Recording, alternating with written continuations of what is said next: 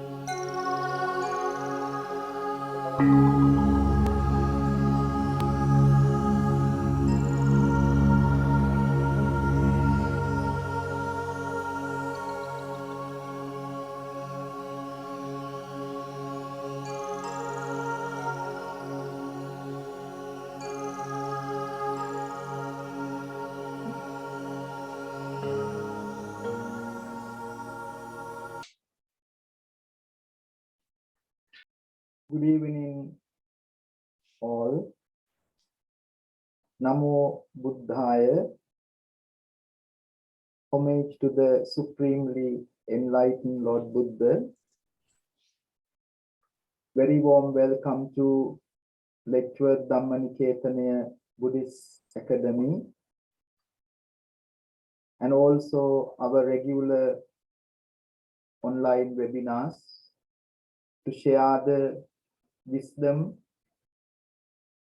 and the teachings of the Lord Buddha for the benefit of many, without any obligation to faith or other restrictions, purely for the purpose of well-being and happiness. Today, we have the opportunity to host a series of 4 talks to explain one of the most wonderful theory in life, as explained in the Buddhist teachings, for the well-being, happiness, overcome sorrow, and also the difficulties in this very life, and to lead us into the lasting happiness and free from suffering. We will be continuously having 4 weeks, Sunday evening, regularly at the same time, to cover this topic on dependent origination by our Dr. Kamal Witharana. We are very grateful for him for sharing his scholarly knowledge as well as practical experience in meditation and the teachings. On behalf of the Buddhist Center, to welcome you all and also to introduce our speaker, I very kindly invite our Padma Vijayaratna to proceed with the welcoming and introducing our guest speaker. Thank you very much. Over to you. Thank you, Bhante. Thank you very much. Good evening, everyone. I am Padma Vijayaratna. As you all know, I as a mindfulness-based project coordinator in our Dhamma Nikethanaya Buddhist Academy, I would like to warmly welcome you all to this monthly webinar hosted by Letchworth Dhamma Nikethanaya Buddhist Academy, Mindfulness Center for Education, Meditation, Psychotherapy, and Counselling. In our Buddhist Academy, series of monthly webinars will take place on every 4th Sunday of the month, as Bhante explains. But this month we decided to start from beginning of the month, from today onwards, for 4 consecutive weekends, because this is a very important subject for all of us to get to know clearly and spend extra good time for this topic. These webinars are eagerly offered mental health, well-being, art of living happily, through the mindfulness meditation. Science behind the practice with evidence that increases positive effect and decreases anxiety and negative effect. Psychotherapy, counseling, stress management, which you are seeking to deal with day-to-day life. Therefore, we are very respectful, invite our specialists, experts, scholars, and teachers join us who has got subject knowledge to enhance our society understanding on those subjects and share our exceptional experiences and knowledge. If you like to be part of these webinars, please contact us, email, or make a telephone call to us. This also been hosted in collaboration with our other organizations, Milton, Keynes, Vihara Mindfulness Meditation Center, Bedford Mindfulness Meditation Community, Manchester Center for Complementary Health, Mindfulness Meditation Community. We offer you lots of services to develop your physical and mental well-being. Also, our academy offers you very useful and successful 2 mindfulness meditation courses. I sincerely recommend you to come and taste them if you are really interested in life and well-being. We have already commenced our advanced course last week, Wednesday, the 2nd of March, and the beginner's course, 3rd of March, Thursday. Still, we have few places left if you are really interested in joining. Otherwise, you can register your name for the next course starting in another 8 weeks' time. All the details are on our website, www.buddhistacademy.com. See under mindfulness. Now, before we begin our webinar, I would like to remind you a few ground rules.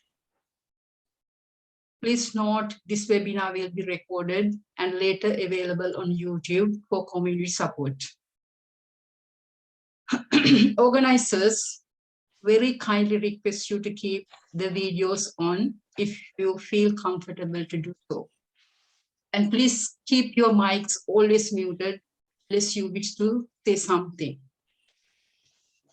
You can unmute the mics and keep the videos on to ask questions during the question and answer time. Please use the question and answer time most to ask any questions. Also, chat box to post your questions. Please avoid any environmental disturbances during the sessions for the speaker to deliver the sessions well. I'm quite sure you all will enjoy this webinar. Now, I would like to introduce our guest speaker today and warmly welcome him. He is Dr. Kamal Witharana. He is well known to us as he has done a lot of teaching in our Dhamma Nikethanaya Buddhist Academy. The topic is cycles of birth and death and dependent origination.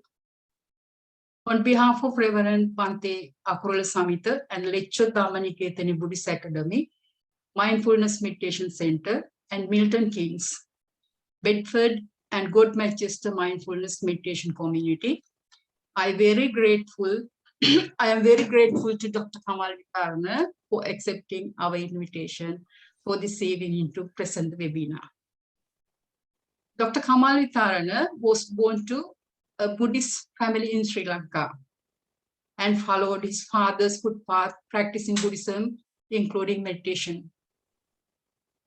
Currently, he's living in UK and working as a medical doctor, and in addition, working as a lecturer in public health, clinical skills, and health and social care.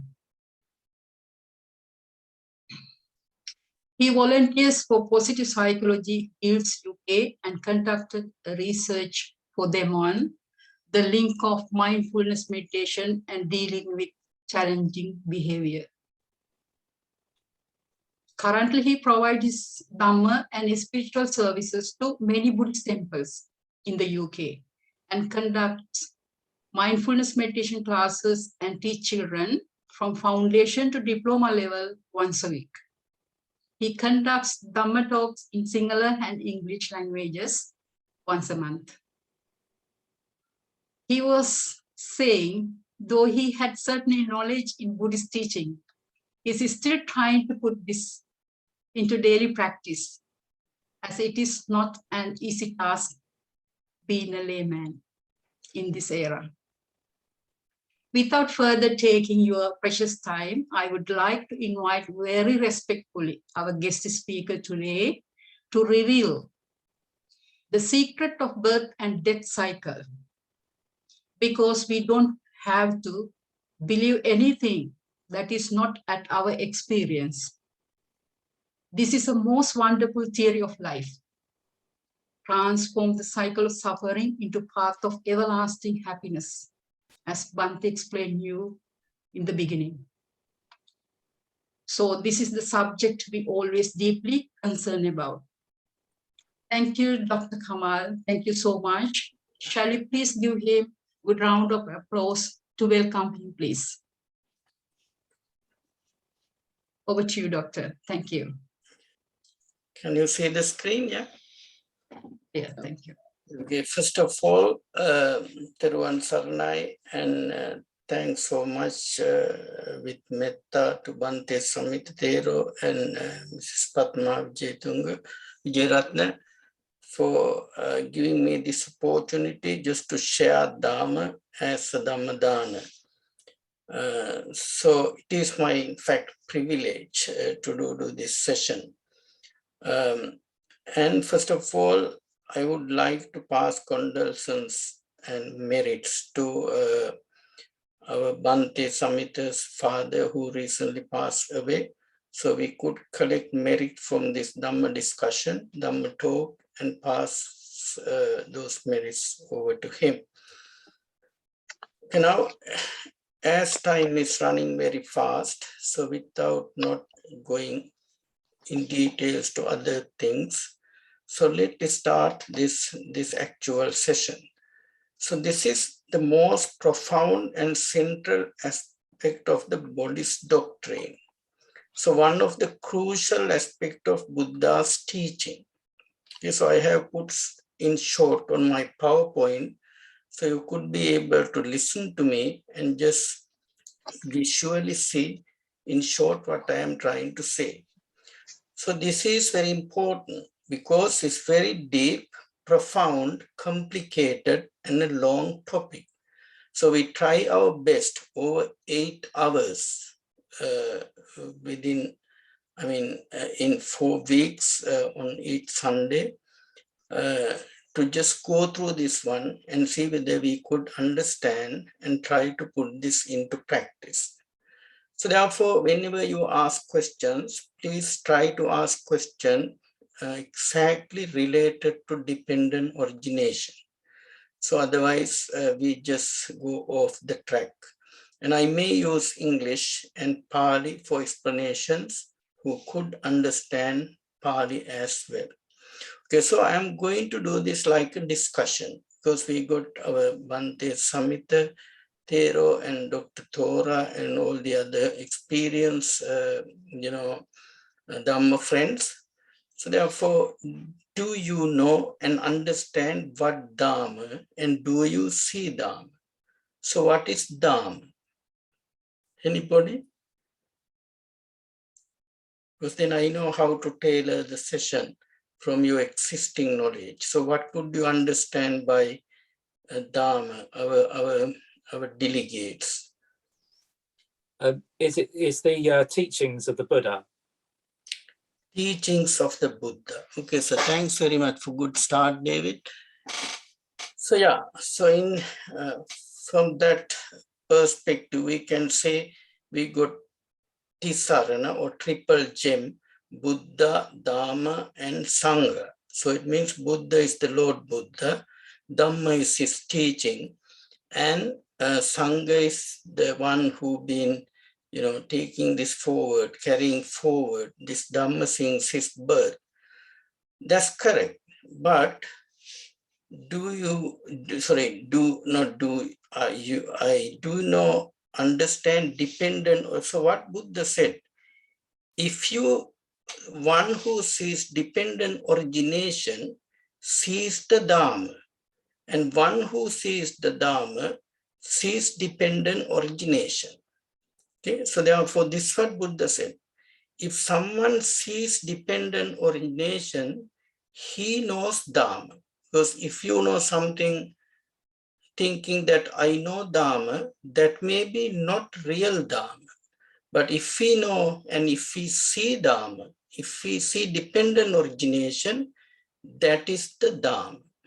Okay, so for whatever we know, thinking that we know Dhamma, so that may be not Dhamma if it does not include dependent origination. So that is the most important thing. So therefore we may know 1,000 things, but if we don't know what dependent origination is, we don't know Buddha's teaching. Okay? So then you are here to decide after this talk, after 4 series of talk, do we know Dhamma? Is that the real Dhamma we know? Okay. So what do you understand by dependent origination? Anybody, please? Dependent origination, or we call dependent arising, conditional arising, or paticca samuppada in Pali language. So what it is? Because we said, if we know dependent origination, we know Dhamma. If we know Dhamma, we know dependent origination. So then in order to know that whether we know Dhamma or not, we need to define what dependent origination means. So what do you understand currently by dependent origination? And do you know, David? Yeah, well, my understanding is that nothing is independent. There's no such existence of anything that's independent. It's always dependent on something else that comes before it. Okay, so there should be something before. Yeah? Yes. So nothing can be independent. Okay. No. Right. So anybody else got any other idea?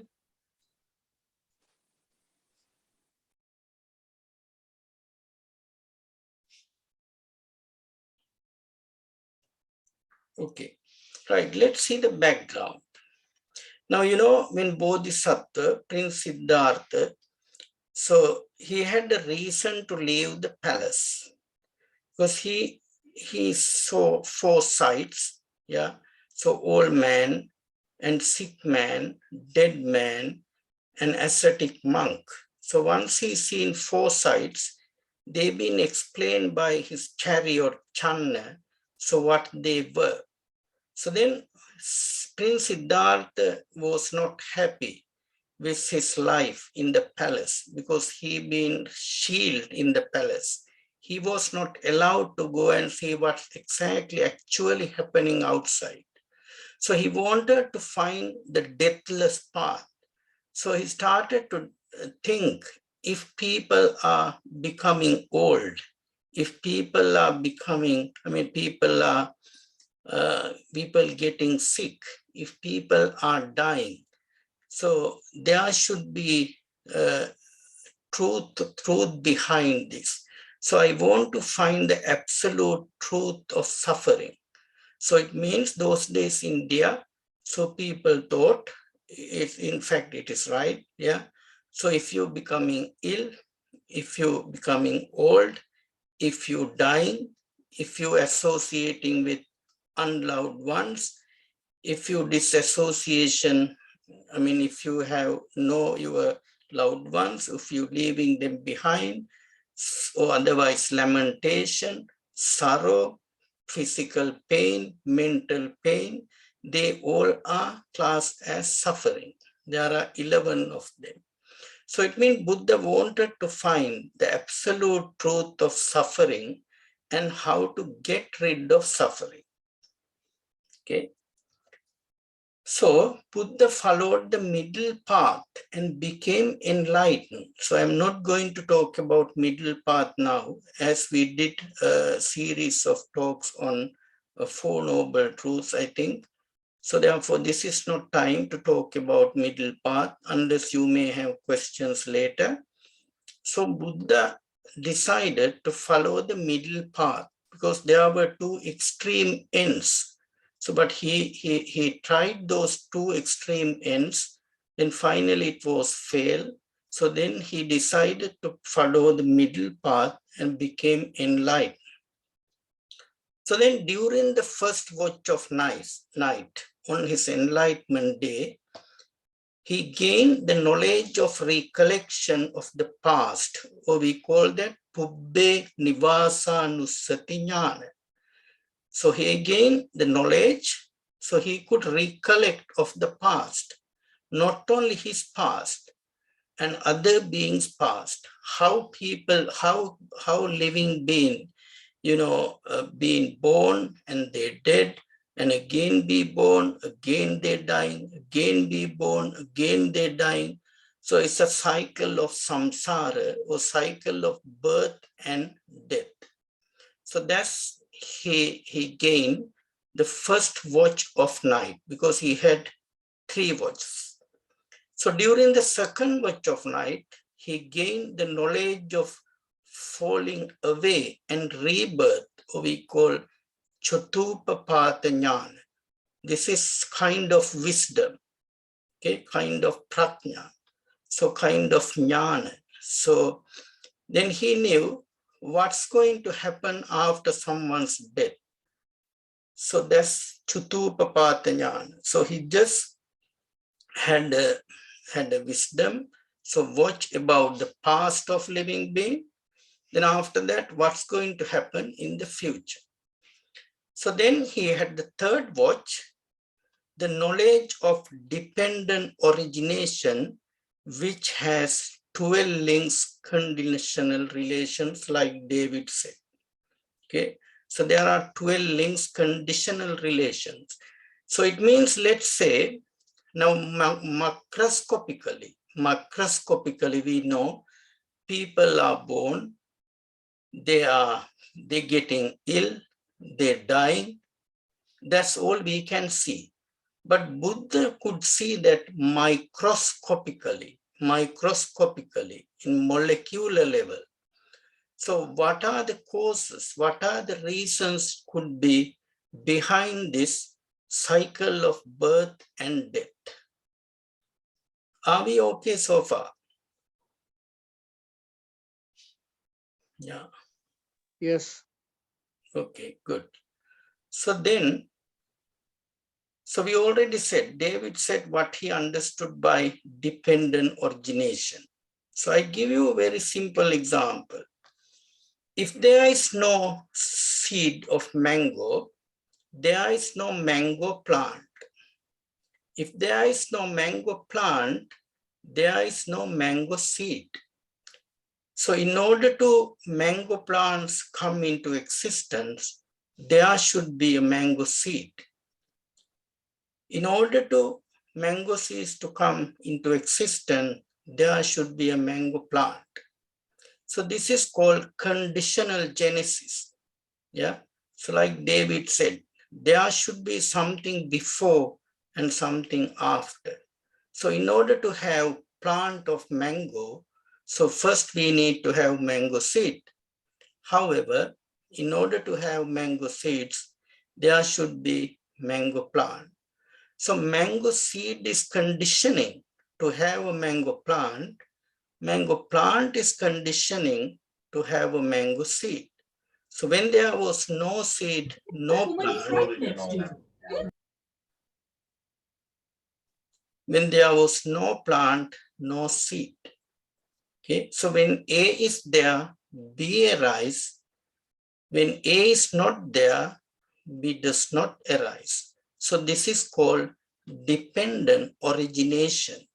in simple terms. So Buddha said,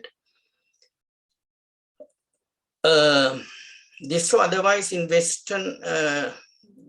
West we call cause and effect phenomena. So it means in order to have any physical or mental phenomena, there should be a condition, there should be a cause. So please try to understand this very complicated topic. Okay, so cause and effect of phenomena, that everything is conditioned, relative, and independent. Okay, paticca means, or interdependent. In fact, paticca means dependent upon, and samuppada means arising or origination. Okay, paticca, dependent upon, and samuppada means arising or origination. So once there is a sutta called Mahanidana Sutta, I think in Digha Nikaya, if I'm not wrong. So once chief attendant of Lord Buddha, Ananda Thero, came to Buddha and said, Bhante, sir, I think Paticca Samuppada is not that a deep one. It's very clear to understand. So I know what it is. You know, the chief attendant of Buddha. Then Buddha said, Mahevang Ananda, Mahevang. Don't say Ananda that, don't say that. So I should have some, yeah, okay. Do not say that dependent origination is not deep and not appears deep. It is by their not being able to comprehend the dependent origination that people are entangled like a ball of cotton, and not being able to see the truth, are always afflicted by sorrow, born often into conditions that are dismal and dreary, where confusion and prolonged suffering prevail, and they do not know how to disentangle themselves to get out. So therefore, we've been tangled like a ball of cotton in our samsara, life of birth, the cycle of birth and death. So we don't know how to get out from that.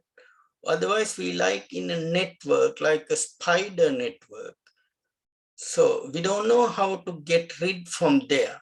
So we think, so we don't know exactly the cause of suffering. So we can see only people are born, so they're getting ill, they're dying, and they face sorrow, lamentation, disassociation with unloved ones, association with unloved ones, disassociation with their, loved ones, and lamentation, sorrow, physical and mental pain. So these are the things only we can see macroscopically, but we don't know what is the reason behind. So Buddha gave in 12 links the reason for this suffering. Okay, any questions, please, at this moment? I think it's easy if we go with questions if you have now.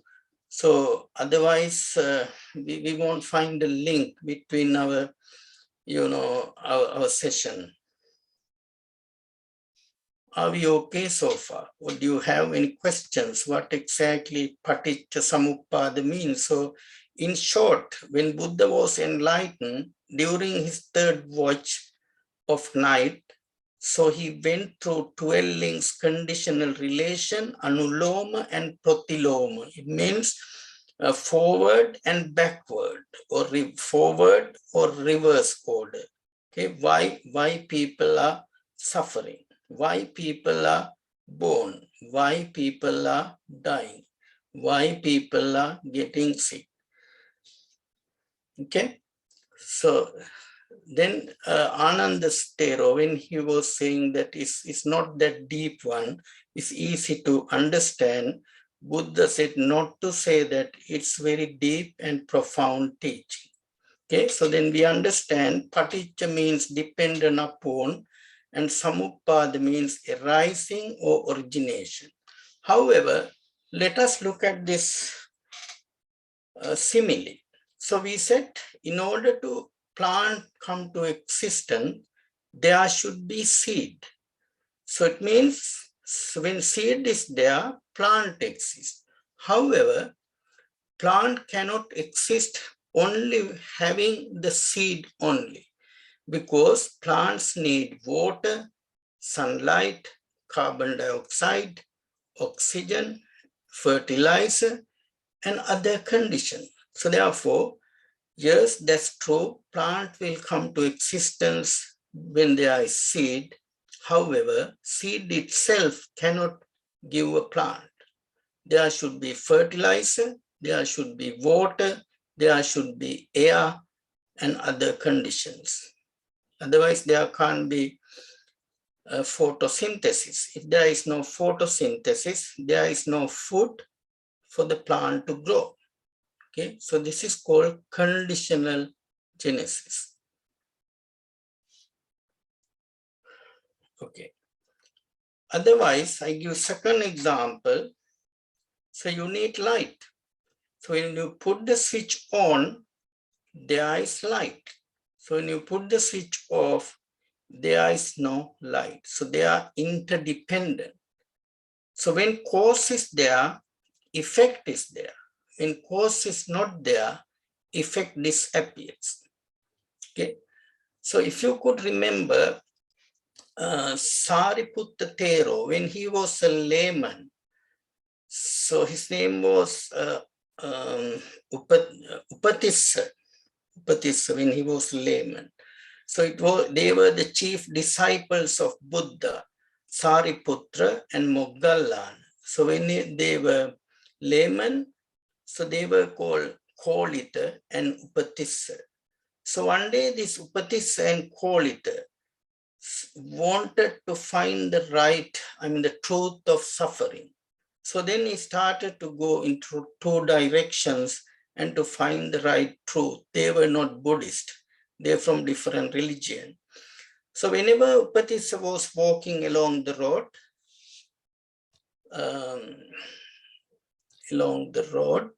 one second, please.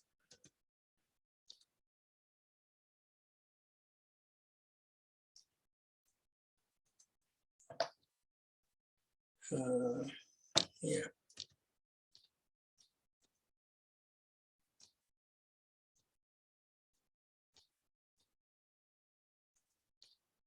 Yeah.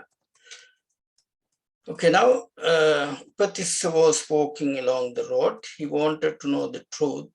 So he met Assaji Thero. He was Arahat. Then he was very happy with the way he was walking, Assaji Thero. And he was very calm and quiet. He wanted to know who his teacher was. Then he asked, dear Bante, can I ask you who your teacher is? So can anyone remember what he said?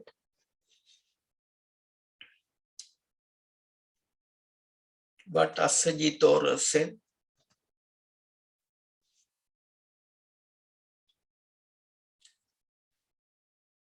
He said, Ye Dhamma hetu pabhava, te sang hetu tathagato aha, te sanchayo nirodho, evang vadi mahasamano. So it means when there is a cause, there is an effect. Okay, when the cause is not there anymore, that effect disappears. Okay, like the seed and plant. So when there is a cause, example, so you're having physical or mental pain. So that physical, in order to exist that physical and mental pain, there should be a cause. So when that cause arises, effect is there. When that cause disappears, effect is not there. If someone can understand, when there is a cause, there is an effect. When the cause disappears, effect also disappears. That's what my teacher said. So once he heard the first two lines of this stanza, he became stream enterer or Sotapan. Okay, so therefore this is exactly the nutshell in Buddhism. So we need to see the cause, and then we understand the effect. So then we understand when there is no cause, there is no effect. Okay, so as I'm repeating this example, seed plant, mango seed, mango plant. Okay, so then there is simple formula given by Buddha. When disease, that is, in samim sati idam hoti. So when you put the switch on, there is light. This arising, that arises.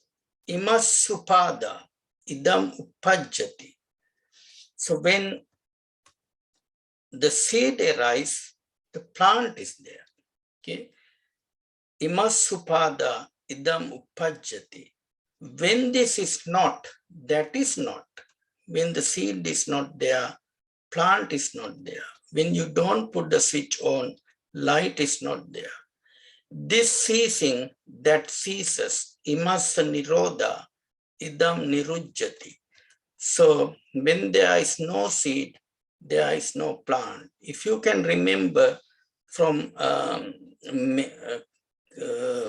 Ratana Sutta, Keenang Puranang Namannatti Sambhavang Viratta Chitta Ayatike Bhavasmi Tekina Bija Avirulli Chanda Nibbanti Dira Yatayam Padipo. So when the seed is not able to grow, there won't be plant. So he was just taking example for the nirvana.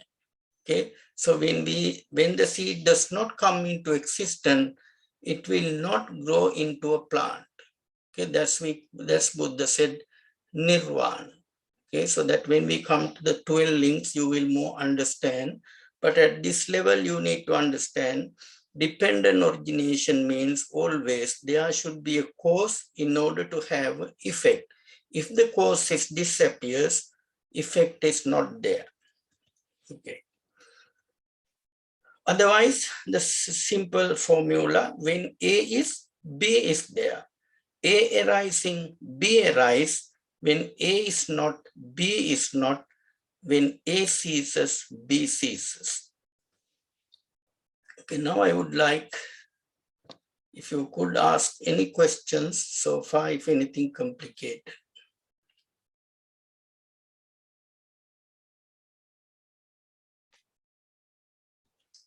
Okay, so all conditioned things are impermanent.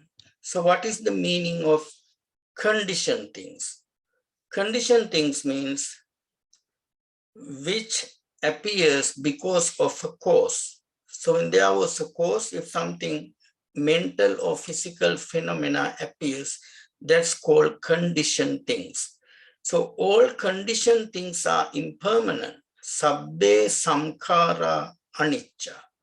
And all conditioned things are dukkha. Sabbe sankhara dukkha. I'll give you an example in a minute. All dhammas are without self. Sabbe dhamma anatta. So it means sabbe sankhara anicca. So now, can you remember that mango plant? So the seed was, the plant started to exist because of a seed. So, but they are impermanent. They're not going to have every time. So when the seed is not there, because it is impermanent, so then there is no effect. When no cause, no effect. Sabbe sankhara anicca. If something is there due to condition, due to a cause, when that cause is not there, when that condition is not there, we call this impermanent. So then when we dwell onto them, so when we don't understand the paticca samuppada, dependent origination or Four Noble Truths, we become greedy or we become angry. Okay, so it means when the things are not there, so if we don't understand exactly when A arises, B is there, when A is not there, B is not there, then we dwell onto these thoughts and emotions, which causes pain and lamentation. Yeah, so it means mental stress and physical stress. Yeah, and then we become, depressed. All these things happen. Why? Because we think they all are permanent, but we don't see the impermanent nature or anitya, impermanent nature, and non-self nature. So, or anatta. So they're not us. They're not me, they're not mine. So then we become greedy or we become angry, which causes dukkha. Okay. Now let's move on to 12 links. Now, if you put these 12 links, now from now onwards, we're trying to explain these 12 links. Now we need to understand these 12 links of dependent origination in two aspects. One is structural aspect, the other one is functional aspect. So what I mean by structural aspect? So it means what is the structure? What are these 12 links? What are these 12 links? So that's called a structural aspect. Then we need to try to understand how each link is linked with the other link and how they function themselves. So as this picture is not that good, so I put one below the other. Ignorance condition mental formation. Or in Pali, Buddha said, avijja paccaya sankhara. Ignorance. When there is ignorance, there is mental formation. So ignorance is the mango seed, mental formation is the mango tree now. So avijja causes sankhara. Then when mental formation is there, it causes consciousness. So you don't, please don't try to understand and the functions. We are still trying to understand the structure only. So therefore forget about all these functions. We just only try to understand the 12 links as structure. So ignorance causes mental formation, or ignorance condition, mental formation conditions by ignorance, consciousness conditions by mental formation, then name and form or nama rupa conditioned by consciousness, and 6 sense bases salayatana conditions by name and form, and contact or passa conditions by 6 sense bases, and vedana feeling conditions by contact or passa paccaya vedana, and craving conditions by feeling, clinging conditions by craving, becoming conditions by clinging, birth conditions by becoming, aging, death conditions by birth. 1, 2, 3, 4, 5, 6, 7, 8, 9, 10, 11, 12. So in Pali, I think most of you who heard this Buddha's teaching is very common.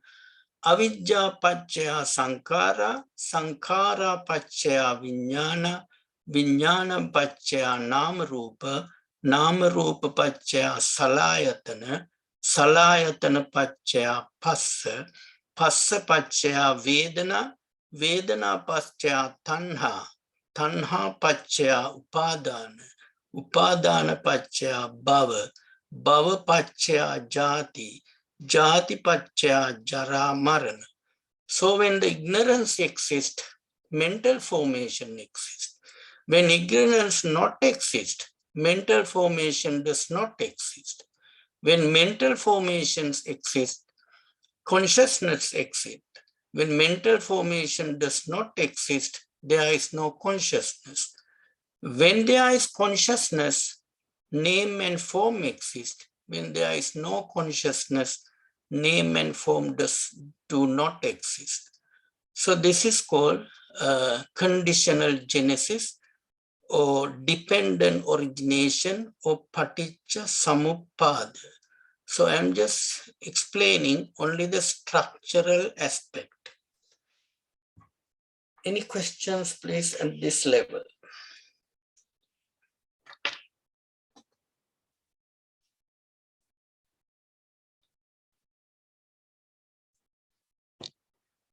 Anybody, any questions so far?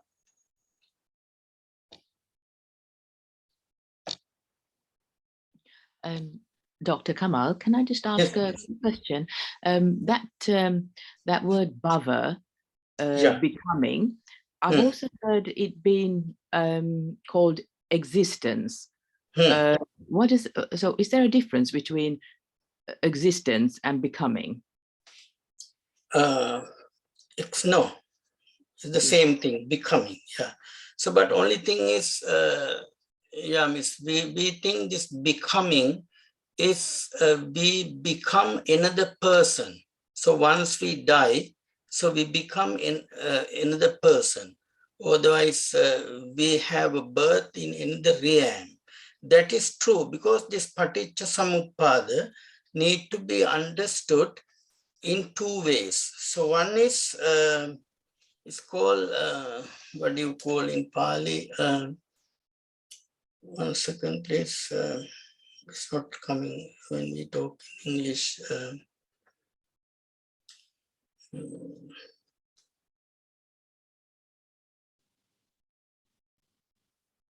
Yeah, it's called Eka Chittakshana and Nana Chittakshana. It means, now this paticca samuppada means, now this ignorance and mental formation in Sutta Pitaka is being described as which belongs to the last life. Okay, ignorance and mental formation. Then consciousness, name and form, 6 sense bases, contact, feeling, craving, and clinging.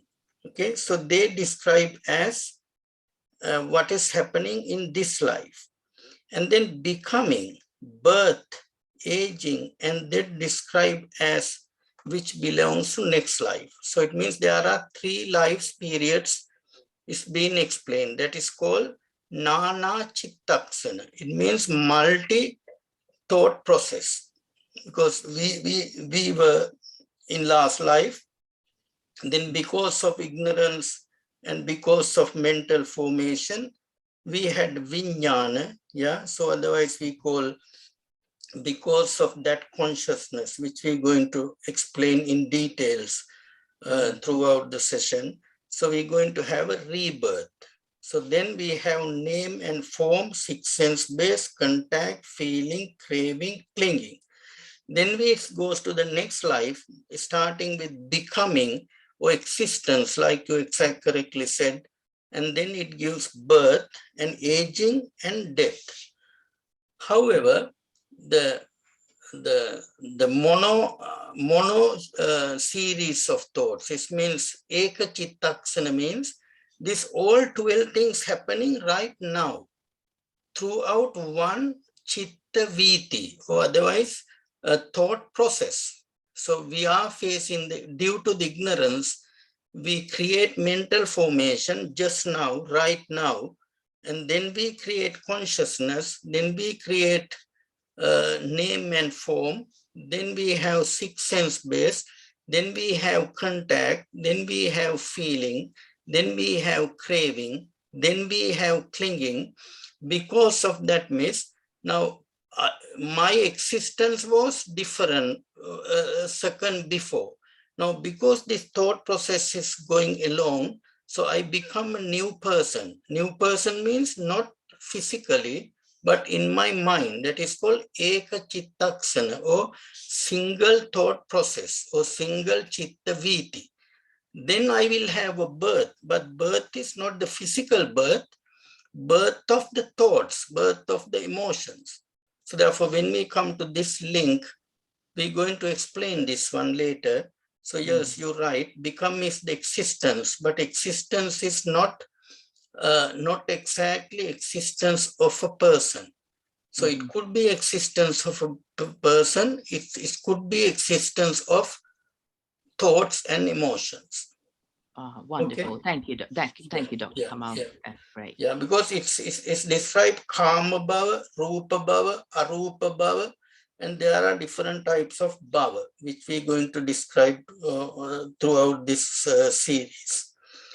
Yes, Good question. Any question, please? Any other questions?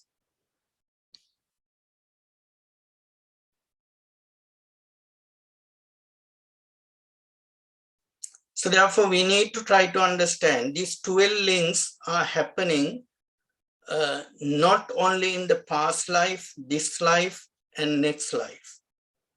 There is such explanation, especially in Sutta Pitaka. But in Abhidhamma Pitaka, there is explanation. We are experiencing this right now.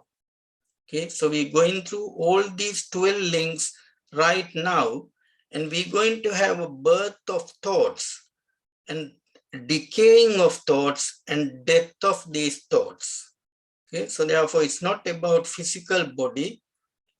It is about physical body in one explanation. In the other explanation, it's about the thought process or chitta viti or thought series. Right. Okay, let's moving forward. So, eka chittaksana, like this, in this life and now. So that's a molecular level. And nanati chittaksana, in past life, this life, past life, this life, and next life. So therefore, please remember the many details on the structure of chitta viti, a series of chitta of 17 thoughts moments with each chitta lasting sub-billionth of a second can be seen only by a Buddha. So therefore, Buddha explained this one for the people who cannot understand the splitting into 3 lives. First two to the past life, and then other consciousness to the clinging this life and becoming birth and aging to the next life. But whoever can understand this really well, then he explained that in Eka Chittaksana, we can see this right happening now. Okay, so we're going to do that, discuss that throughout the series. Okay, let's see now. John's death. So John died. Okay, just take a simple example. What is the experience of John? What do you think? So now John died. So what is the experience of John?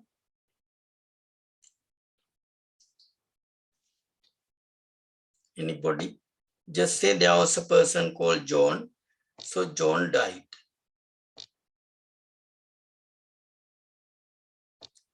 So think about dependent origination. So can he experience, so his death now?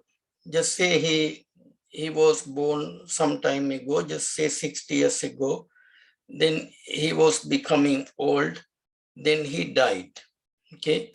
So then what do you think? If this ignorance applied after death,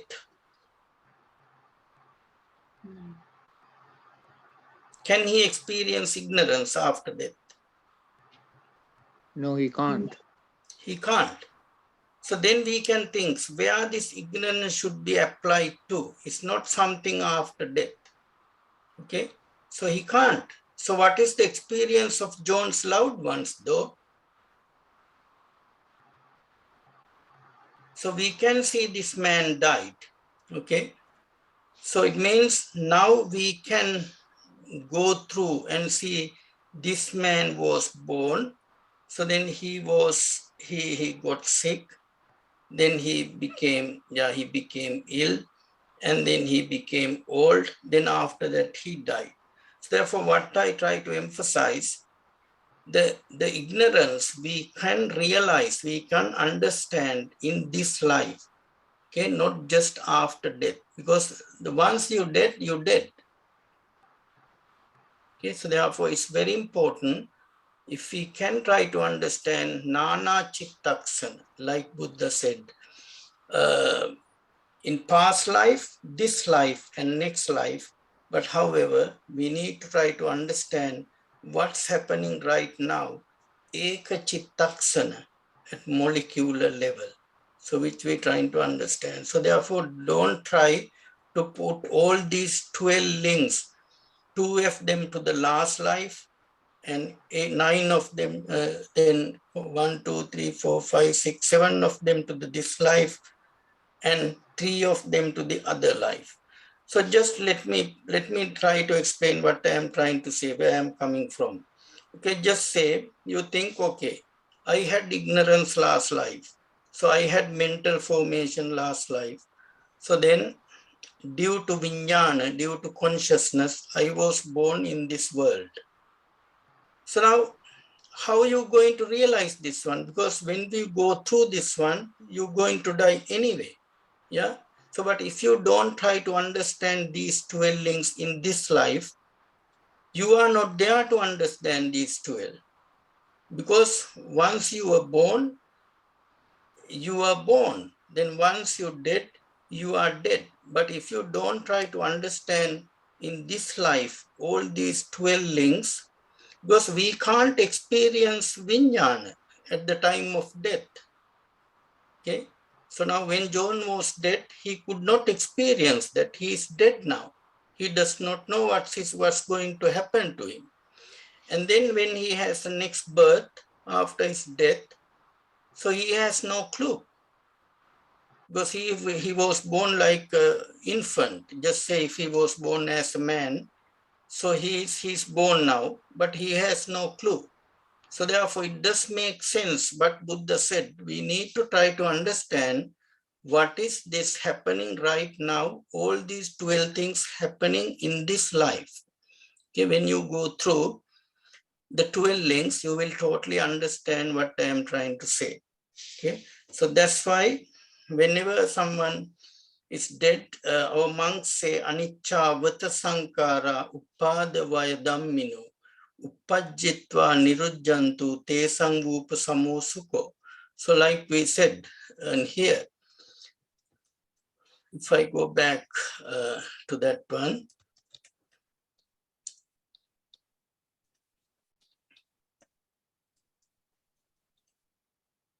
all conditioned things are impermanent.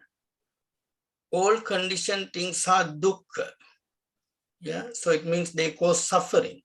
But if you're going to think that John's dead body is impermanent, and John also cannot understand that, we understand John's body is impermanent, but we need to understand because of John's death, if we have any physical or mental suffering, these sufferings are caused by conditions. So when these conditions are not there, we don't have suffering. Okay, I give you an example now. Okay, just say don't pass away. Okay, so John passed away. So we buried the body. Otherwise, we cremated the body. So we come back home and we will say, Buddha said, John is impermanent. Because John was born, John became ill, John became old, and John died. So can it guide us to Nibbana? No, because any small child can understand when someone is born, that person getting old, he may get sick and he may die. But what we need to try to understand, when John is dead, we have a suffering because our loved ones left us. Okay, so loved ones left us. So because he is impermanent. But that's not the case. If we want to understand the truth of suffering, we need to try to understand this this suffering is caused by not because of John's death, but because of our mind. We are thinking about the John. So when we start to thinking about the John, maybe John was our brother, yeah, John was our father or son or whoever. So we are crying now. So we are suffering now, not because John's body was impermanent. Yes, it is impermanent, but we are suffering.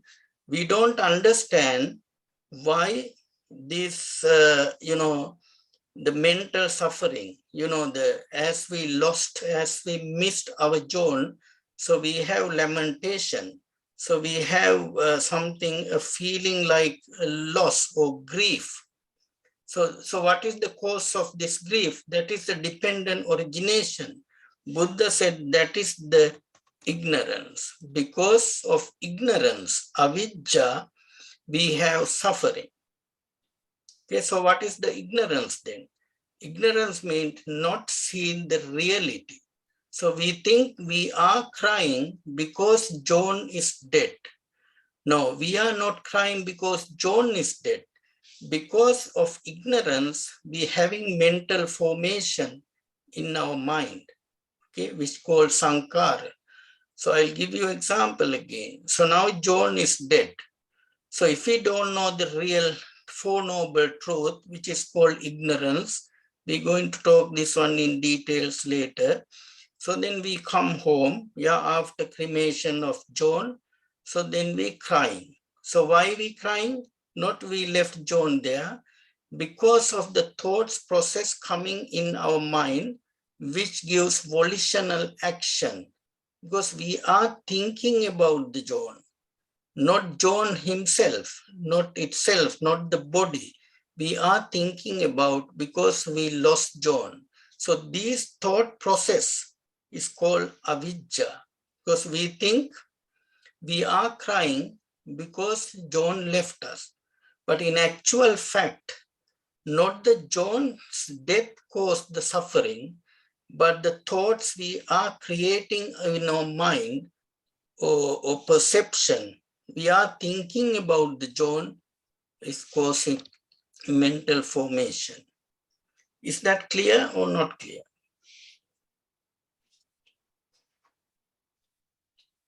Anybody would like any clarity?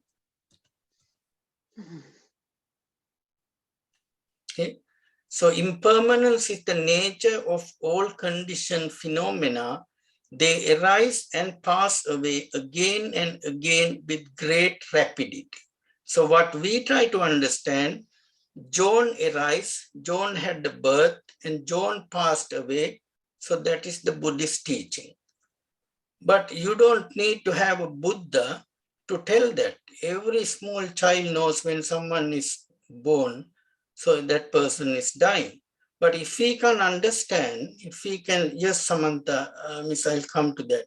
If we can try to understand the thoughts about the John arise and thought about the John pass away again and again, then we can get rid of suffering. Yes, Samantha, Miss?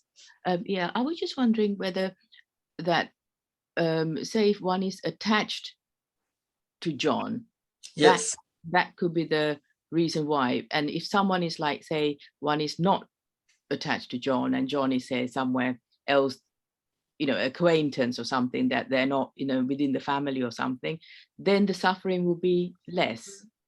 Absolutely. Now just take this example. Okay, then I am just quickly jump on to feeling. Yeah. So I'm sorry. So because of Ms. Samantha's question, now just say John was dead. So I'm going to now Vedana, feeling. Because John is dead, I have unpleasant feeling. Okay, I have unpleasant feeling. So then I am craving, because I am craving not to the John. No one is going to crave to a dead body. Yeah, that's why we get rid of them. So, but we are craving not to the John's body, but the thoughts and emotions we had thinking about what he did for us when he was living. So, but then if that is the case, like Samantha said, everyone should have unpleasant feeling. but the John's neighbors won't have the same feeling. If John is the one caused the unpleasant feeling, then everyone should have unpleasant feeling, because whenever we have no craving, we don't have clinging. Can you see now? So it means when there is feeling, there is craving. When there is craving, we clinging to John, but we clinging not to John, thoughts about the John. So that's what Buddha said. When A is there, B is there. When A is not there, B is not there. Example, if my brother is John, so I have unpleasant feeling about my brother's death. So then I have craving and clinging, okay, to these thoughts. I am not craving to the John, but I am craving to the thoughts which I have in my mind about my brother. So then I am going to clinging on to them. But then what about my neighbor? Why my neighbor does not have feeling, unpleasant feeling? As he does not have unpleasant feeling, he is not craving. So therefore Buddha said, when there is feeling, craving arise. When there is craving, clinging arise. When feeling is not there, craving is not there. When craving is not there, clinging is not there. That's brilliant. Thank you, Dr. Kamal. Yeah. Okay. So then becoming means, Samantha, miss. Now, before John's death, I was a different Kamal. Okay. Not physically, my mind. Because I was enjoying with my brother. Now, yesterday he died, but day before yesterday, I mean, he met accident yesterday, so he died maybe yesterday. But day before yesterday, my mental process was totally different existence. So now I am creating different bhava now because of my brother's death. Oh, right. Okay? Yeah. So that's called becoming. This is the one thought process. So then Buddha said, these thoughts are arising, giving birth to these thoughts. So John's death, my brother's death, gave a birth process to my thoughts. So, but these thoughts are aging. So, you know, they're just decaying and they're dying. So that's Buddha said, Jara and Maran. Okay, but we always think Buddha said, Jara Marana means the death of person. Body. Yes, Buddha said that, absolutely said, but that is macroscopically. So it means this way, what we call Nana Chittaksana and single Chittaksana. Yeah, Eka Chittaksana and Nana Chittaksana. So when you think about in Nana Chittaksana, yes, there is a past life, there is this life, then we will have a next life. But no one is going to reach Nibbana because in past life, we don't know what happened to us. We don't know what's going to happen to next life. So therefore, Buddha said, try to understand these 12 links in this life. That's what Buddha said to Vakkali. Vakkali, don't just come behind me. If you want to see me, see the Dhamma and see the Paticca Samuppada. Okay. Any other questions? Thank you. Okay. Any other questions, please? Dr. Kamal, Yes, please. Is it right to think that all feelings will not result in craving? You know, some feelings will, if it's a pleasant feeling, you might have a craving, but if it's an unpleasant feeling, you might have not craving, but hatred or something like that. Is that right? Okay, that's right. I mean, craving means now, yeah, it's a good question. Now, I mean, you can crave to pleasant feeling, you can crave to unpleasant feeling. Let me explain that. Okay. I always say this example. I saw a cute baby maybe on the street. So I like that baby. So, sir, now I have pleasant feeling towards that baby. So that causes craving. Okay. So it means craving, not craving to get the baby, craving to these thoughts. Okay, so craving to these thoughts. Then I am coming home. I'm telling my wife, I have seen a very cute baby in the streets. Now I have padan, clinging. Okay, in positive way. Yeah. So then I saw one of my enemies in the street. Okay, then I had unpleasant feeling. So then I am craving not to that man whom I don't like. I am craving to the thoughts I have about him, mental formation. Then I come home, then I am clinging to my thoughts. So it's still clinging, whether it is pleasant feeling or unpleasant feeling, you are craving to the feelings, no matter whether it is pleasant or unpleasant. Yeah, so anger also, you are craving to anger. So that's why once we lost temper, we craving, okay, this man, I know he did this thing to me last week, so I am craving to them. So craving to the thoughts, not that I like him. Yeah, therefore it's the two sides of a coin. That's what Buddha said in one of the suttas. So two extreme end is dukkha and dukkha and sukha. So it's nearly same thing. You're trying to crave either to dukkha or to sukha. Yeah. Yeah. Thank you. Thank you, doctor. You're welcome. Yeah. Okay. Any other questions? Okay. So we understand why people. Okay. So then we have birth, aging, death. So we don't know what birth is. Can anyone remember how we were born? No, we can't. Only my mom can remember how I was born. Otherwise, midwife and doctors. So I can't remember. And can I remember my aging? Yes, I can see it. But can I remember my death? And will I going to remember my death? No.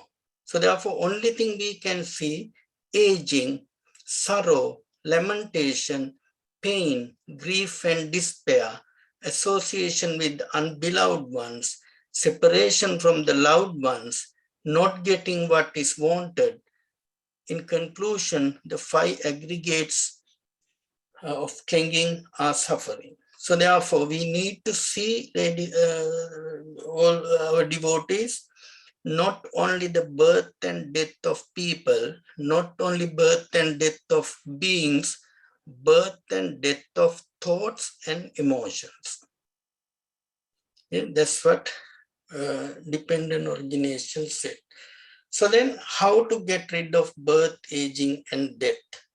So like I said before, anicca vata sankara uppadavaya dhammino uppajjitva nirujjanti tesang vupa samo sukho. All things are impermanent. They rise and pass away. Having arisen, they come to an end. They are coming to peace is bliss. So what does it mean? So we cremated John.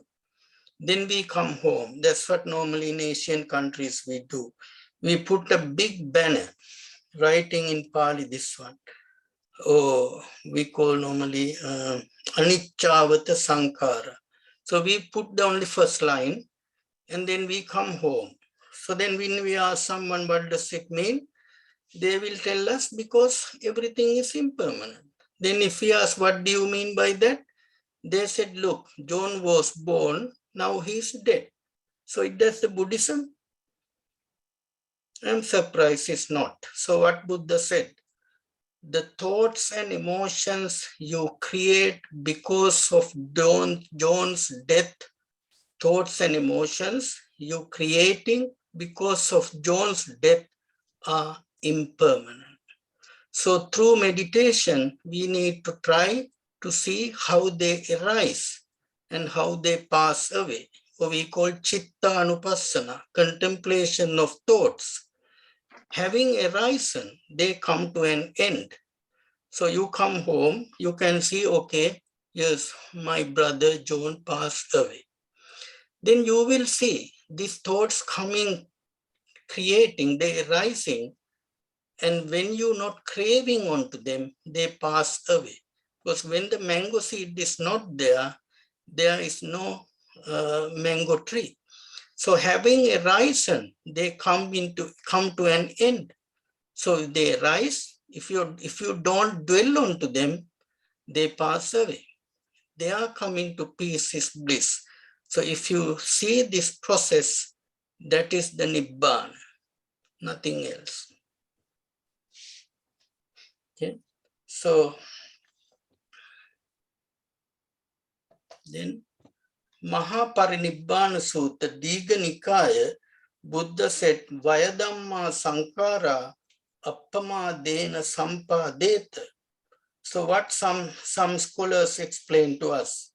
So I'm not criticizing anybody, just we need to understand right Dhamma. They say, Vayadhamma Sankara Appamadena Sampadeta. So because when we are born, we are dying. So therefore we must collect merits before we die. So one of the scholars I just heard recently said this is the meaning of this one. So, but what is the right meaning? And Bhante know better than I do, and Dr. Thora, subject to decay or compound things, strive with eagerness. So therefore, like we said, when there is a cause, always there is an effect. When this cause is not there, effect is not there. So therefore, without delay, appamadena sampadeta, without delay, so we need to see this process. Okay. Independently rising from 1 to 12 links. Okay, we got 10 more minutes for the discussion. Nothing arises by chance, like Mr. David said in the beginning, or by magic or supernatural means. Not understanding the real cause is called delusion. We create volitional action that have karmic effect. Okay, again, I'm going to John's death now. So I am ignored. So I got ignorance. I don't know, not why John died. I know why John died, because he met an accident. But I don't know the birth of my thoughts. So why I don't see the birth of my my suffering thoughts, my negative thoughts towards my brother's death? Because I got ignorance, because I don't understand the Four Noble Truths. So therefore, devotees, the ignorance means not understanding the Four Noble Truths. So what does it mean? The suffering, the cause of suffering, cessation of suffering, the path to cease the suffering. Okay, just say now, so suffering. So John is dead now. So what is the actual suffering? Because John is dead, so therefore I have negative thoughts in my mind. Okay, so about John's death. So it means I am now suffering. So I have sorrow, I have lamentation. So like we said, separation from the loved ones. So these are the thoughts I develop in my mind. So that is called suffering. So then what is the cause of suffering? Cause of suffering is tanha. Okay. You can see here craving. So what I am craving to? Am I craving to my brother? No, I am craving to the thoughts about my brother. Because we are normally crying when people die, not because person died, because he lived. Because we have memories about the person when he was lived. So that is called craving. Okay. So it means tanha is the cause of suffering. So it means the dukkha satya, or the suffering, is the first noble truth. Second noble truth, I'm explaining the ignorance, because ignorance means not understanding the Four Noble Truths. So the first noble truth is suffering. So suffering is this one. So like I said, this is means by suffering. Because John is dead, then I have sorrow, lamentation, pain, grief and despair, separation from the loved ones, not getting what is wanted. In conclusion, the 5 aggregates, these are the suffering. So then what's the cause of suffering? Cause of suffering is the tanha or craving. So I am craving not to the Jones, to the thoughts about John. So then what is the third noble truth? Cessation of suffering. So can I stop John's death? No, but I can stop thoughts of suffering, thoughts of negative thoughts about John's death arising in my mind. And then what is the fourth noble truth? The path to cease the suffering, which is 8 noble path. Okay, right. Okay. Nothing arises by chance, we said by magic or supernatural means. Not understanding the real cause is called delusion.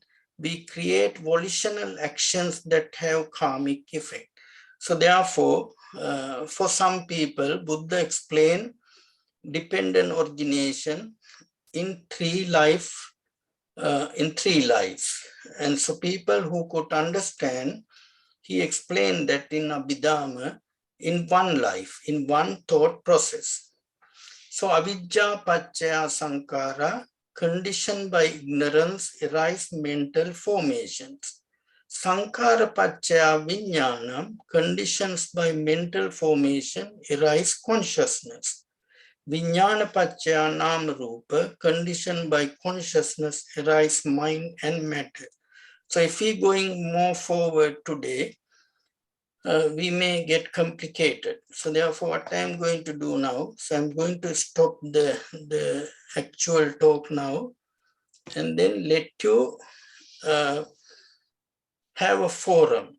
So just debating, discussing, disagreement, your thoughts, your comments, and especially our Bhante and Dr. Thora. So what do you think about? And your questions are really welcome.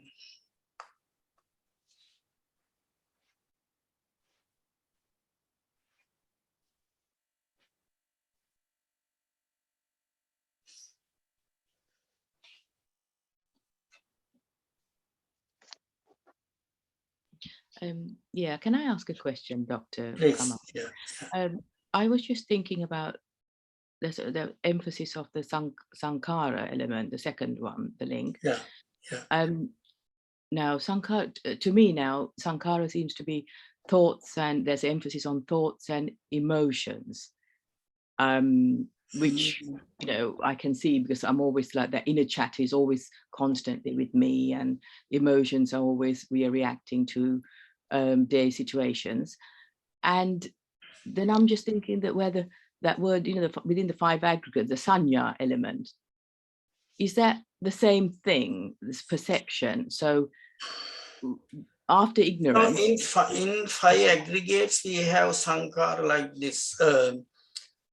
Okay, Rupa, Vedana, Sanya, Sankara, Vijnana. So it means Rupa means matter, Vedana means feeling, Sanya means perception, Sankara means mental formation, Vijnana means consciousness.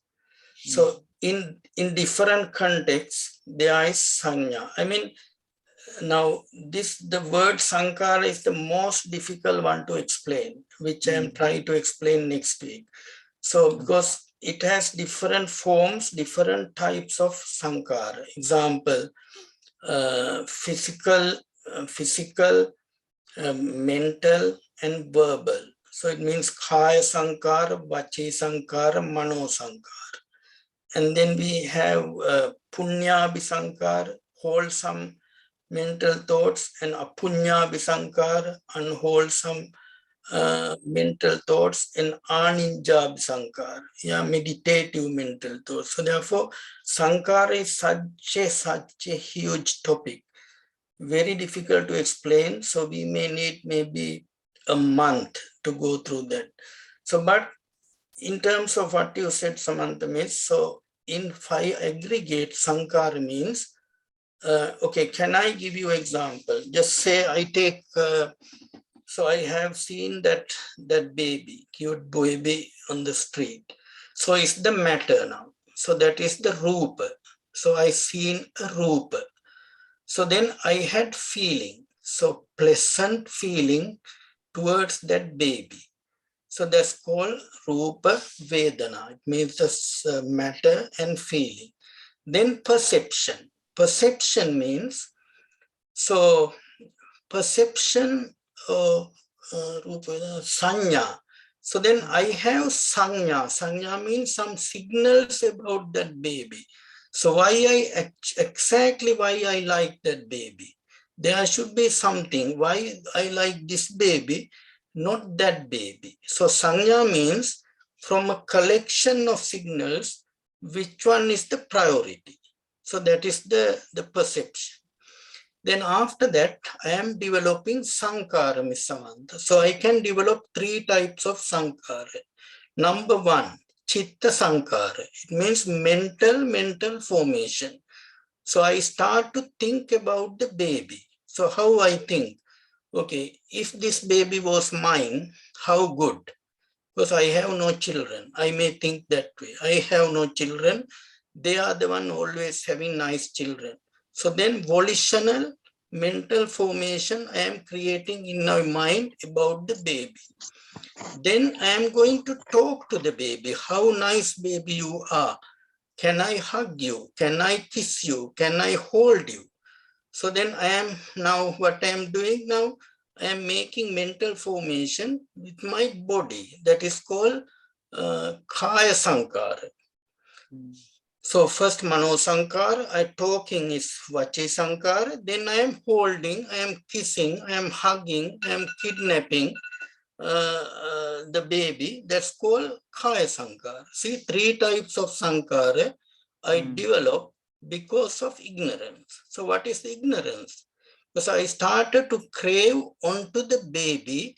So I am craving to not to the baby, but to the thoughts about the baby. Yeah. Yeah, thank you. Yeah. Right. Yeah.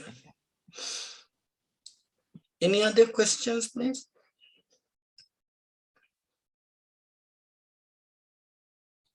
Questions, comments, disagreement.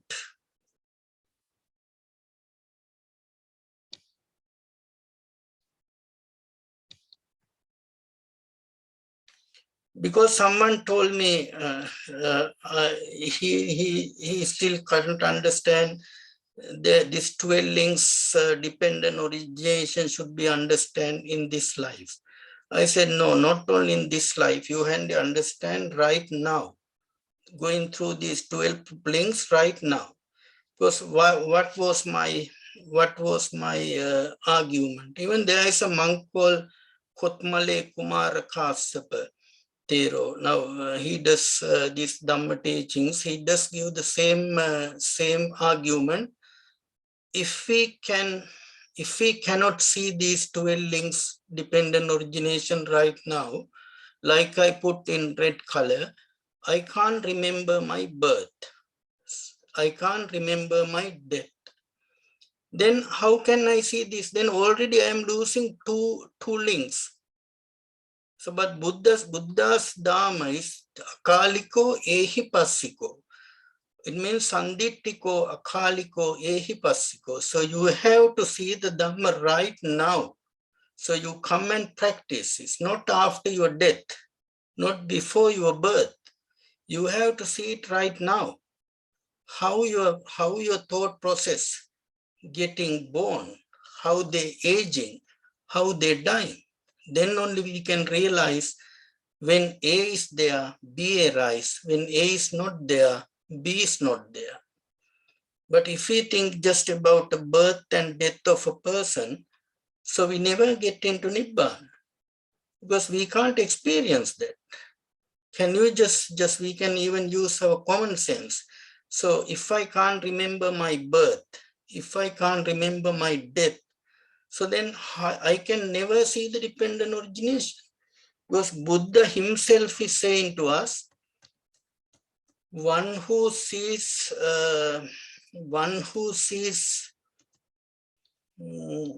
dependent origination, he sees Dhamma. Okay, and then how can you see dependent origination once you dead? Does it make sense? Yeah, because if you dead, you can't see dependent origination. So you have to see it right now, going through the thought process. Because in order to do dependent origination, you need to see the 12 links. So if you don't see the 12 links before your death, it means Buddha was wrong. Something should be wrong there. So Buddha never can be wrong. So it means we are wrong.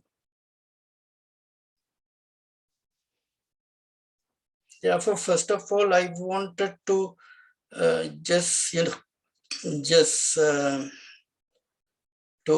make sure that we going through the right dependent origination. So there are two. I am not saying it's not talking about the next life. Yes, it is. It does. But when we take that in this way, it means nana chittaksana. Nana chittaksana. Yeah, if we take that in nana chittaksana, or multi thought process in past life, this life, next life. Because Buddha could not explain to some people, so to see that in this life itself. Therefore, Buddha said, yes, because of ignorance in the last life, you had the birth in this life. So then because of ignorance in this life, you're going to have another birth in next life. Yeah. Okay, any questions, please?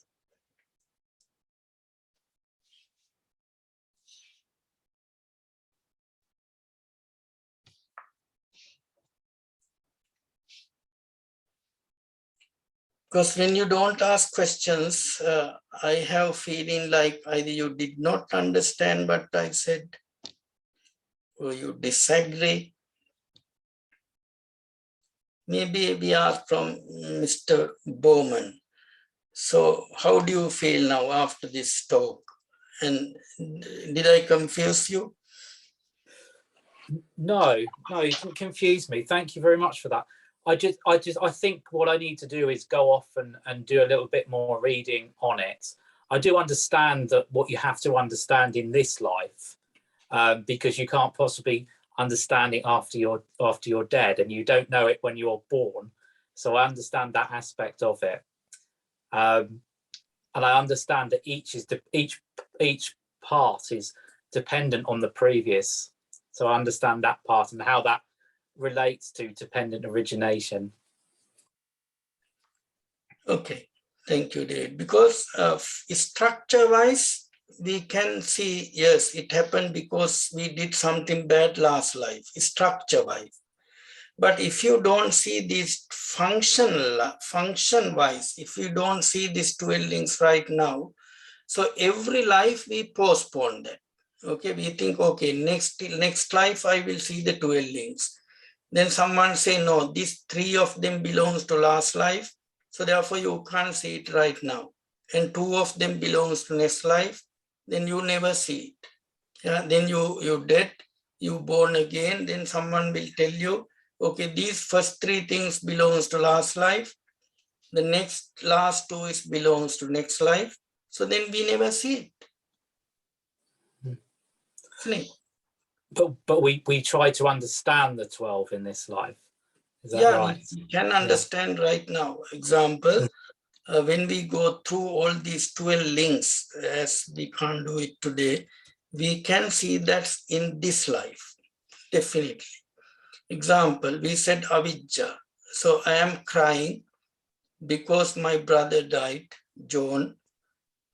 because I have avijja, ignorance, because I don't know why I am crying. So people think I am crying because my brother is dead. No, because of my thoughts about the brother. Yeah. So it's not what happens, it's how you process what happened. Absolutely. How you process. Example, Buddha said, pain is inevitable. So you can't get rid of pain. But whether you suffer or not is optional. Isn't it? Pain is inevitable. Yeah. So example, I injured my arm. Pain is inevitable because my nervous system is working, central nervous system. Message is going through the nerves to my brain. So Kamal should feel pain. But whether I suffer or not is optional. Because if you're going to give a second element to that particular pain, then I'm going to suffer and suffer. Yeah. Yes. Yeah. Thank you. Yeah. Okay. Any other? Bante, would you like, or Dr. Thora, just to add anything?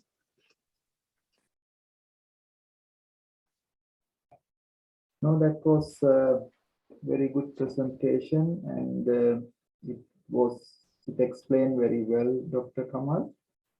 That was very useful information, bringing us into more practical aspect to understand one of the advanced concepts of teachings, but most a key part of the teachings about dependent origination.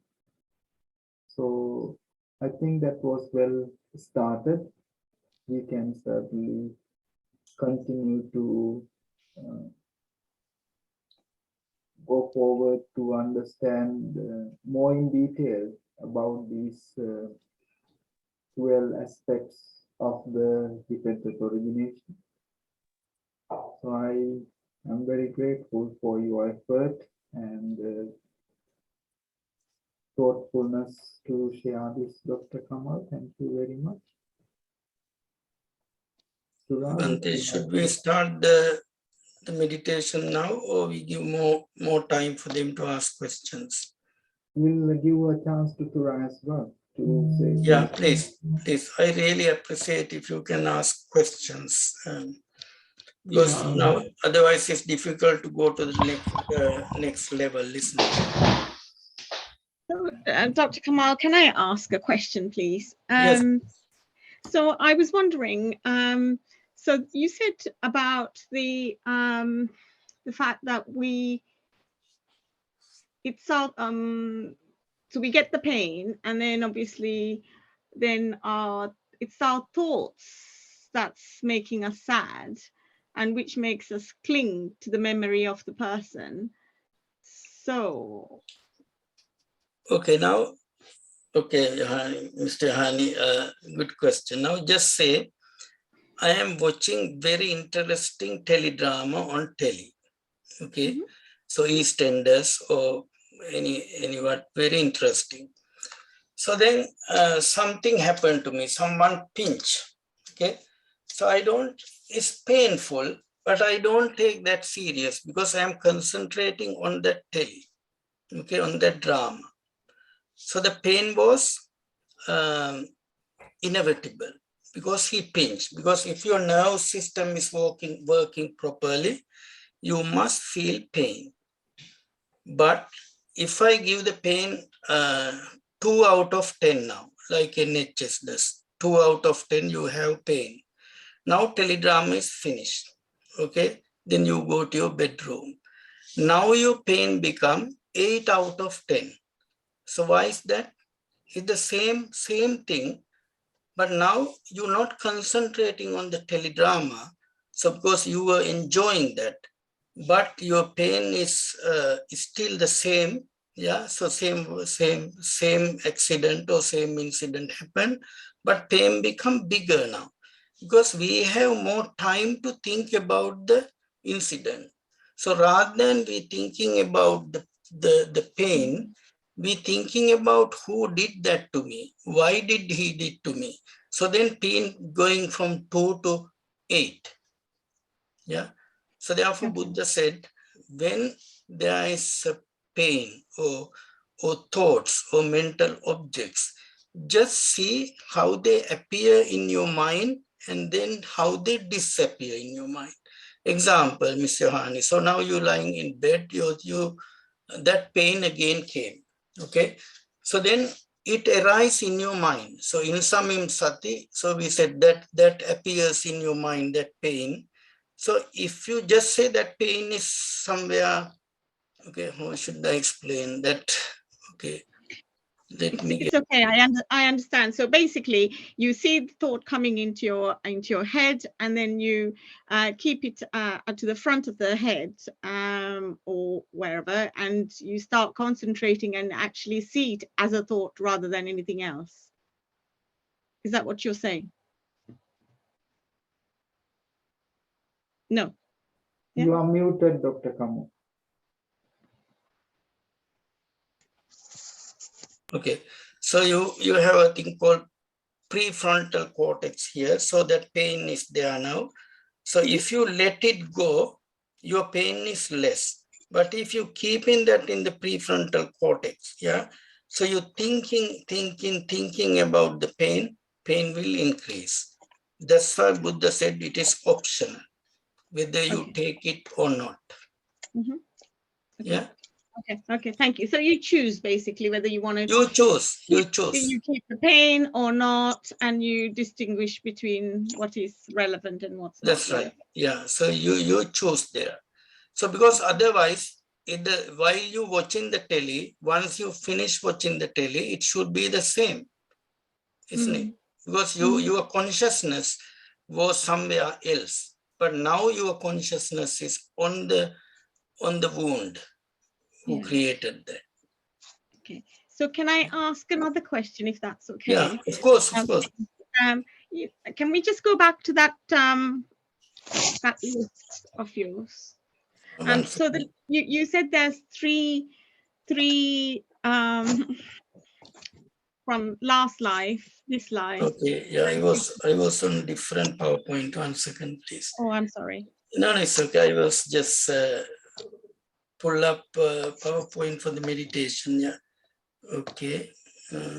Right. I just find this quite fascinating. That's why I'm asking. I know. Because I'm not surprised. If everyone is agree with this this talk today, I don't believe it. You know. If you disagree, I believe. Well, not that I disagree. I just want to know. No, yeah. I mean, it's very difficult. This very difficult topic to understand. Like Ms. Padma said, I know this one, but still I am struggling to practice. Yeah. Therefore, I don't consider I'm a real Buddhist. Yeah. So which one did you say? So like the seed, you said about the seed and the mango tree and all of that. Okay. No. What I want is the list that you had, like 12 or 17. Okay. This one. Yeah. Yeah, that's it. So you've got the ignorance and all of those two things from last birth that we bring in, and you've got the consciousness, vinyasa, from this birth, and you carry on feeling and craving, clinging, becoming, and then you die, like John did, and then you are born. So when we are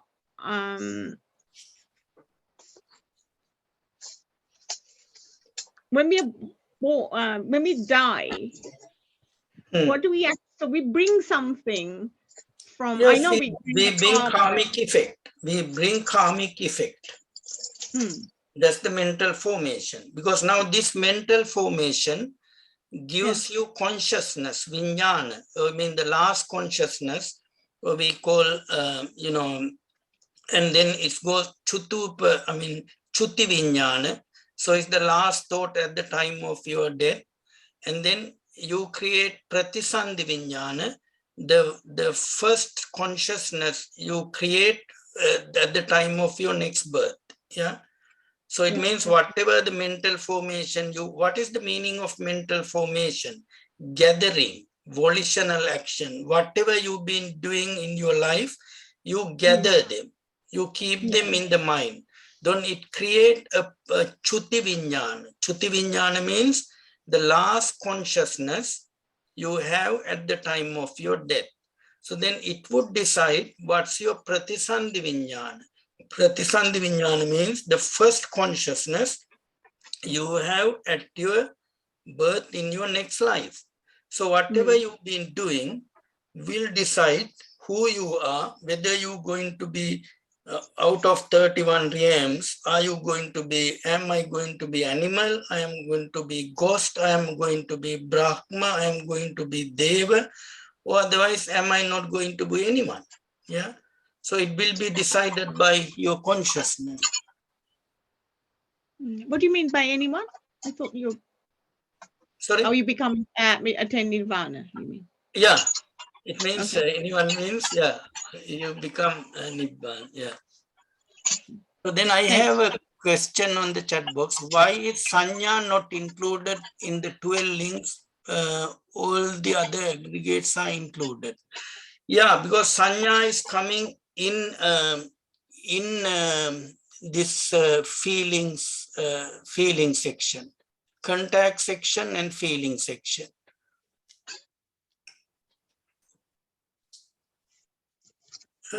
Is that clear? Yeah, the answer. Thank you, Dr. Kamal. Yeah, because whatever we do, so we carrying them forward. So example, even not from past life. Now, if you do something bad right now, so your mental formation, your consciousness going to be bad.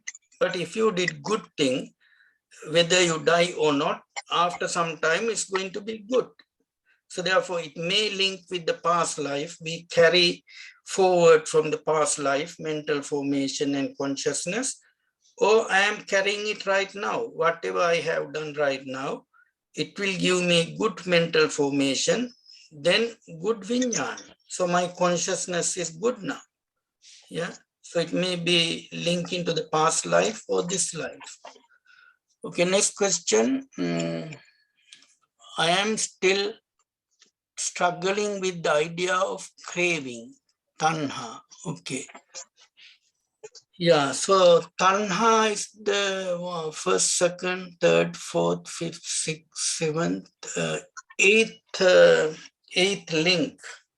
However, I try to explain another question. Yeah, I am still struggling with the idea of craving. Yeah, okay, craving. So let's say craving. So remember, Laura, my cute baby I seen on the street. Yeah. So whenever I saw that baby, so I had a pleasant feeling. So, but I could not get that baby because that baby is not mine. So then I am coming home but still I am thinking about the baby. So that's called tanha, craving. Okay, I'll give you another example. You're doing shopping with your husband. Okay, you're doing window shopping. Then you both seen a very nice, picture, or any very nice drawing or painting. Just say we both seen very nice painting. So then you both stop there because you see that through the window. Then your husband also like that, you also like that. And then your husband said, it's too late now, this shop is going to close, so therefore let's go home. Now then you both coming home. So you both had pleasant feeling, okay? But once your partner came home, he forgot that. He's not thinking about that painting anymore, but you still keeping that in your mind. So that is called craving. or tanha, because you crave to that. You crave the thoughts you have in your mind about the painting. Okay, I am struggling with the idea of, okay, all right, many thanks. Like a desire to have, to possess, okay, but it is also, well, desire could be chanda. So it means, I mean, desire could be a good one. You know, some desires are bad, some desires are good. If we don't have desire, we can never get rid of suffering. But if you have desire to crave onto something, that's not a good desire. We should have desire, but for good things. That was another question. Yes, please. Any other questions?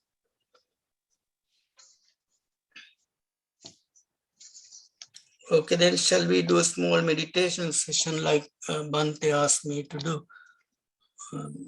Okay, now before we going to do meditation, I'll show you a small formula. Now let's, can everyone see green color thing? Yeah, okay, thank you. Okay, now let's say that baby, yeah? So your eye and that baby is make eye consciousness. Okay, so it means once you've seen baby, you develop chakku vinyana or eye consciousness. Then your eye form and eye consciousness create contact. Contact means not the physical contact, contact in your mind. Then that contact give you pleasant, unpleasant or neutral feeling. So it means in this particular case, you have pleasant feeling about the baby. So then you coming home, that feeling creating craving. Then that craving creating clinging. So you cling on to that. You're talking with your partner about this baby or about this painting. So therefore, whenever we do meditation, what we need to do, so just say once you close your eyes, you can't see anything. You can't hear only the meditator's voice. You can't smell anything. You're not eating, drinking, no taste. And physical contact is only with your meditation cushion. However, there are a lot of thoughts coming to your mind. Then you need to understand these thoughts are appearing and disappearing because these thoughts caused by feeling and contact. So therefore, when feeling is not there, no craving. When contact is not there, no feeling. So therefore, what we need to do, we focus on meditative object, and whatever comes to your mind, we just let them go. Okay, right. So please sit upright. So just 5 minutes meditation.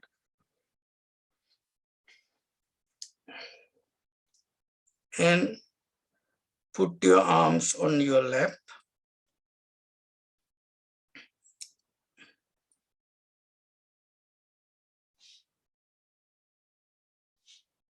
Okay, and concentrate, please.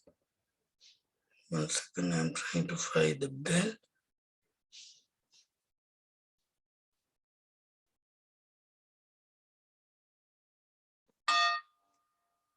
Please concentrate on the bell. I am going to ring the bell 3 times. So bring your awareness to the bell.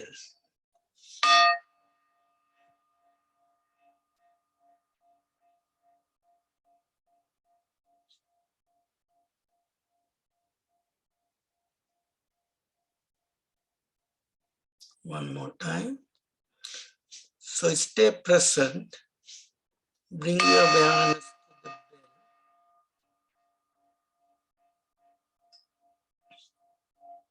Last time.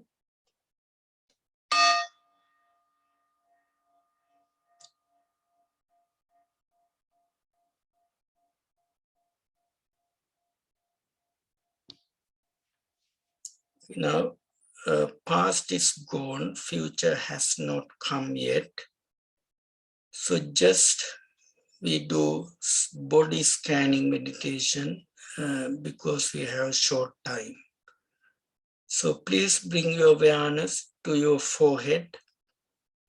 Be aware of your forehead. Connect your forehead with your mind.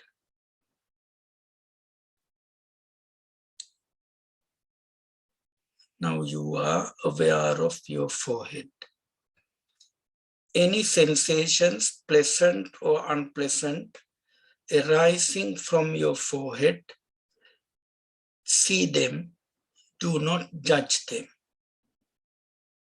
They arise and they disappear. Like we said, when A is there, B is there. When A is not there, B is not there. So if you try to dwell onto them, only it causes suffering. Now slowly bring down your attention to middle of your chest.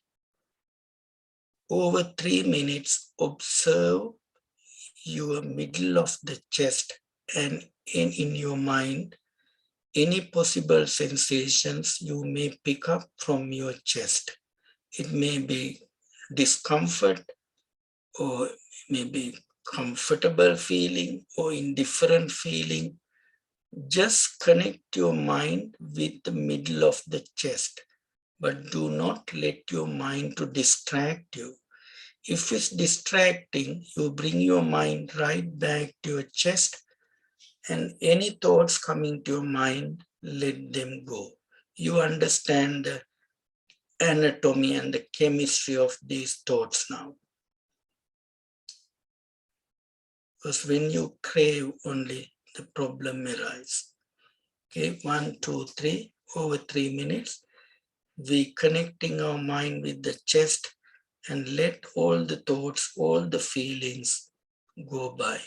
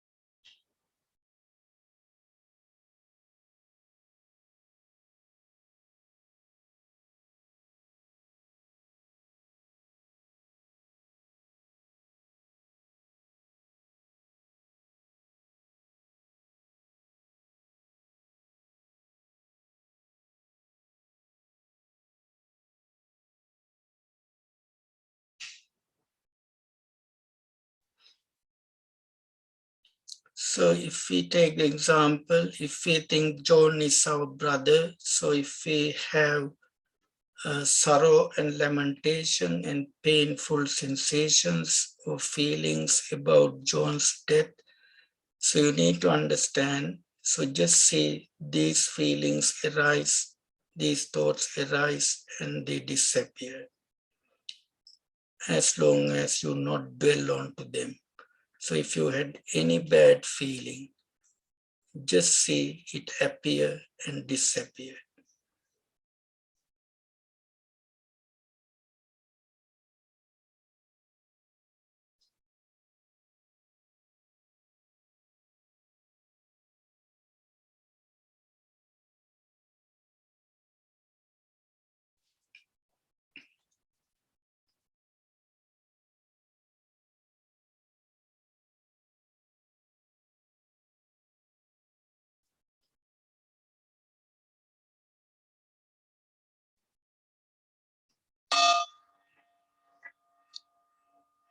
Because some time factor, I had to discontinue. Yes, there was a question again on the chat box. I think I should answer that question.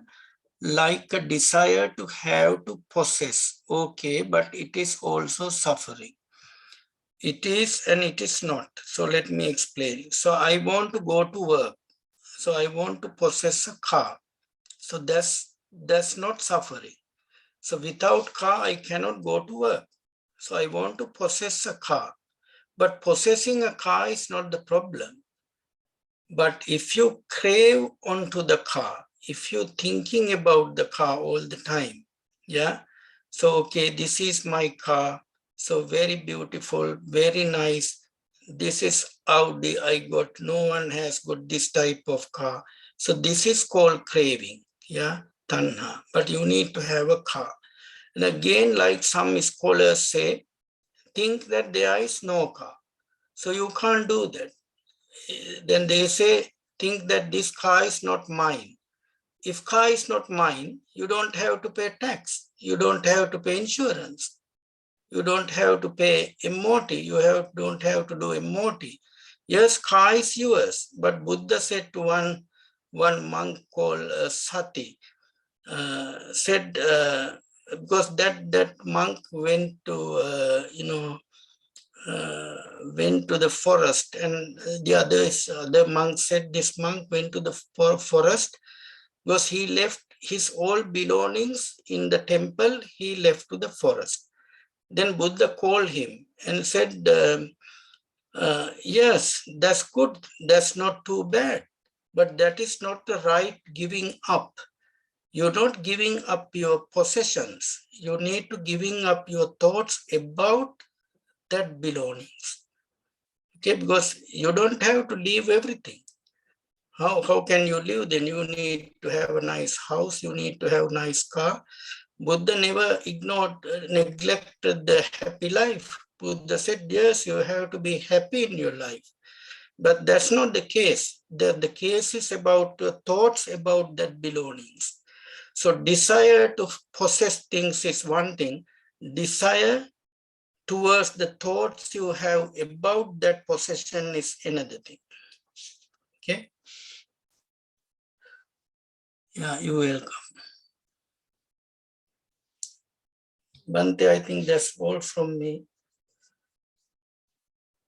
Thank you very much, Dr. Kamal Witharana, for giving the time and also effort to share very important part of the teachings.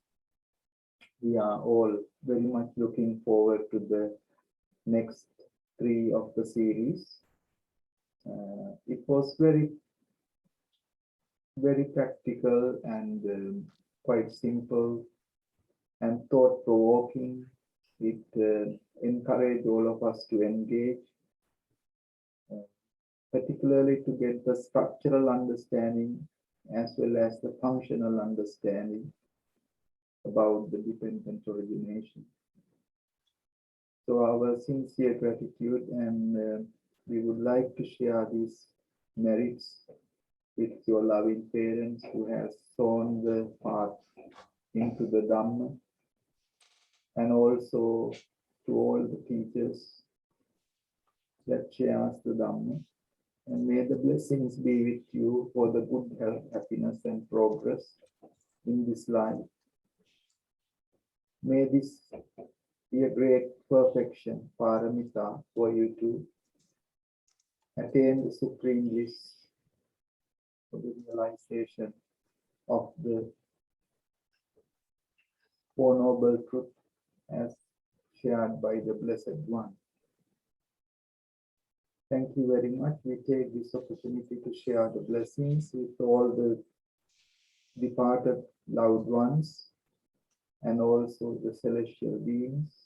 May they rejoice in those blessings and return their blessings to our speaker, Dr. Kamal Witharana, and his family, and all of us in our community.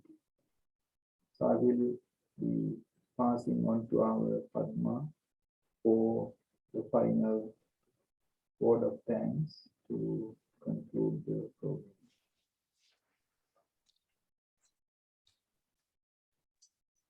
Thank you very much, Reverend Bhante Samhita. Thank you so much, dear Dr. Kamal. On behalf of everyone here today, thank you for taking the time for enlightening us in this circle of birth and death. I really enjoyed your insights and the way you taught us interacting to various themes. I really enjoyed from beginning to end, knowing about cause and effects of suffering, knowing about the origin of suffering, cessation of suffering, and knowing about the way leading to cessation of suffering. Hearing those, I learned lots, how to be free from ignorance, how this cycle of 12 links, it is impacting the lives. It is very fascinating. In short, we can all experience all this within ourselves. Birth, aging, illness, and mental formation, and etc., what you have explained. Finally, end of the life, death experience as well. But there is no death. If there is no death, there will not be a, if there is no birth, there will not be a death, according to my understanding. I hope we all can learn about, more about in your future webinars.